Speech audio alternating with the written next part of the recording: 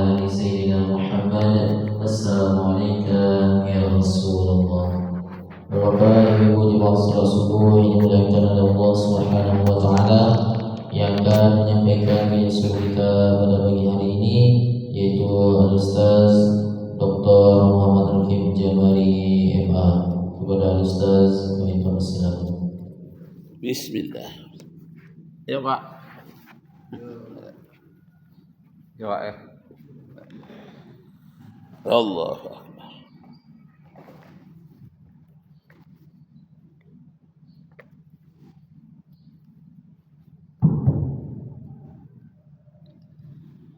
Assalamualaikum warahmatullahi wabarakatuh. Nashkurullah syukran katsiran bi qiraatil hamdalah ala hidayatihi wa taufiqihi alladzi nahnu na'ishu biha. Bapak Ibu kaum muslimin jemaah Masjid Nurul Jannah yang saya hormati, kajian kita pada hari ini tentang otak. Itu otak ya. Mengapa ini kita kaji tentang otak? Karena salah satu dari inti ajaran Islam itu ialah memelihara otak. Di dalam bahasa Arabnya hifzul aqli, memelihara akal. Akal itu terdapat hubungan antara otak dengan hati. Cuma kalau otak itu bisa dipotong, akal tidak bisa. Hati bisa dipotong, hati nurani tidak bisa. Jadi hasil kerja otak dengan hati, disitulah akal, naluri, intuisi berada di situ. Jadi yang disebut dengan inti ajaran Islam dalam bahasa Arabnya disebut maqasid al-syariah, intisari dari syariat Islam. Pertama, hifzuddin, memelihara agama. Yang kedua, hifzul aql, memelihara akal. Nah, ini penting sekali. Bagaimana kita harus memelihara akal kita dengan sebaik-baiknya. Yang pertama, harus kita banyak zikir, mengingat kepada Allah. Yang kedua, banyak bersyukur, zikir, rasa syukur.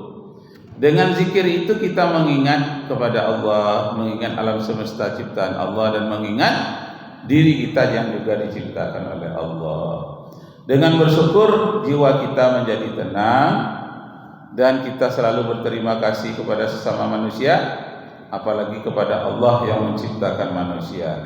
Itulah yang disebut di dalam Al-Quran, wa la in syakartum la azidannakum wa la in kafartum inna azabi lasyadid.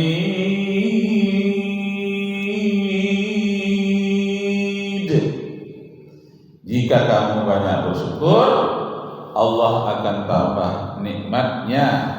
Kalau kamu kufur, ingatlah azab Allah sangat pedih. Nah, jadi pelihara akal, pelihara otak. Secara fisik otak itu bisa dipotong dan bisa dipelihara. Nah, bagaimana memelihara secara fisik? Satu, jangan sering menyendiri, harus banyak teman. Orang yang tidak punya teman, sering menyendiri, otaknya akan rusak karena tidak ada berkomunikasi. Jadi berdebat, ceramah, berdialog, bertanya dan menjawab pertanyaan itu menyebabkan otak menjadi sehat. Tapi kalau menyendiri, diam-diam saja, tidak ada berkomunikasi, otak menjadi sakit, ya, menurun, dia mengecil otak itu. Otak itu ada dua macam. Ada otak kiri, ada otak kanan.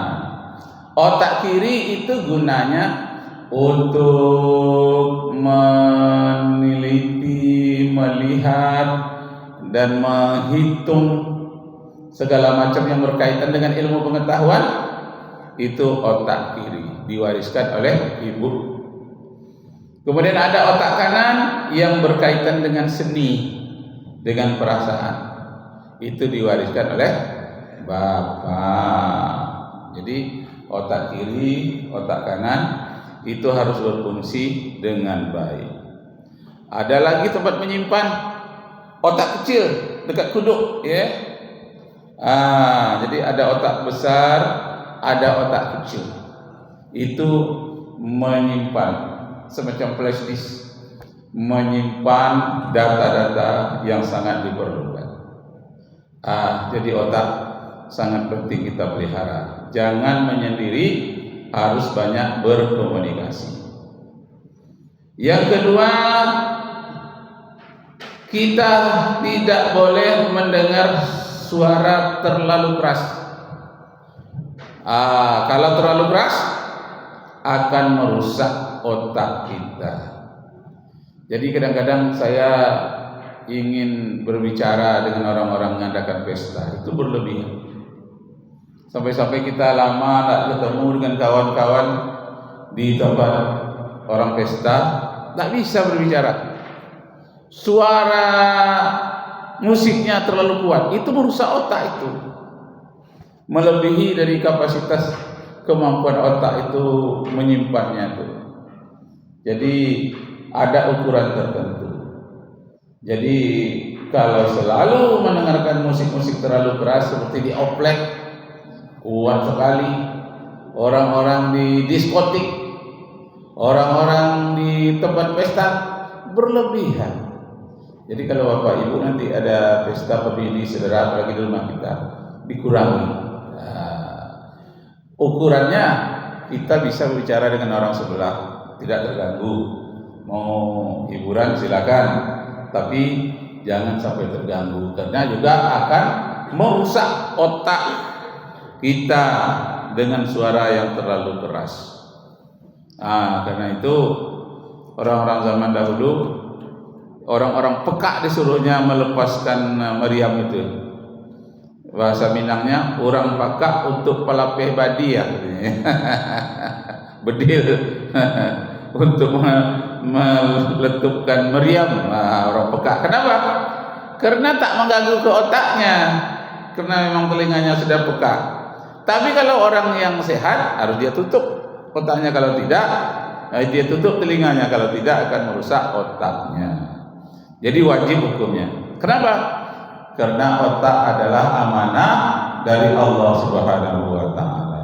Otak kita bukan milik kita, milik Allah. Seluruh yang ada di tubuh kita adalah milik Allah. Diamanahkan otak ini, mata kamu, telinga kamu, tangan kamu, kaki kamu, suara kamu, itulah amanah Allah. Karena itu suara orang berbeda-beda.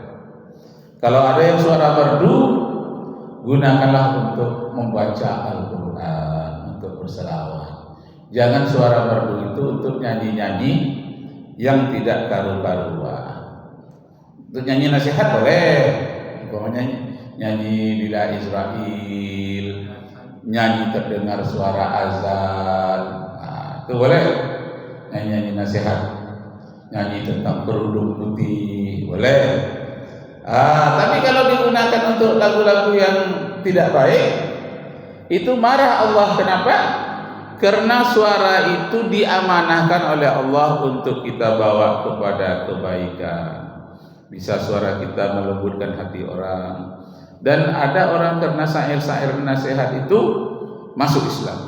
Umpamanya di Malaysia, lagu El Suraya itu, mendengarkan lagu Bila Israel itu, ada orang Cina yang menangis.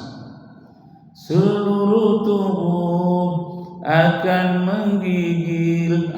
Tuh, wah, kalau kita mati bisa seluruh tubuh akan menggigil gitu ya, karena ketakutan. Ada sekarang ini orang Cina nyewa